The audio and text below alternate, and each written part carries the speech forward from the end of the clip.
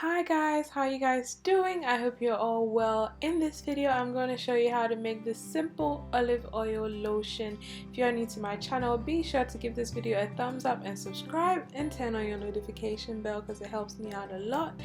What you're going to need is some distilled water and honey, and in this container that I'm showing you I've got some extra virgin olive oil, some emulsifying wax and some shea butter. So I've gone ahead and warmed up my water part and my oil part. My oil part being my waxes and my butters and my oils, and then my water part being my water and my honey. And I've basically combined it at the moment. Now I was being a little bit lazy. I have a stick blender, but I was like, I don't want to wash too many things, so I'm just going to use this whisk. And I did it and it kept separating, like, yeah, it didn't really turn out so great. So in the end I had to use the stick blender anyway, but I don't know. Yeah, let's not talk too much about it. So as you can see, it was separating. Came back and I whisked it again, gave it a little manpower thinking it would make a difference, but it didn't. So I transferred it into a bowl because I was making a mess trying to stick blend it in the glass container. So yeah, once it cooled down, I added my preservative, which was liquid germall plus, and then my essential oils was this citrus blend that I had. You can use any essential oil that you prefer.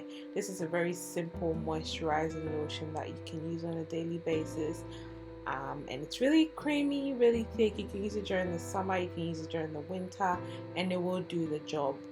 You can replace the honey with vegetable glycerin if that's what you have available. So long as you have a humectant in there, it should work perfectly. So now I'm just going to transfer everything into a clean container, and then I'm going to demonstrate using it on my skin just so you can get an idea of what the consistency is like. It's not very heavy, it's sort of in between light and heavy, so you can use it any time of the year really, and it absorbs into the skin really quickly.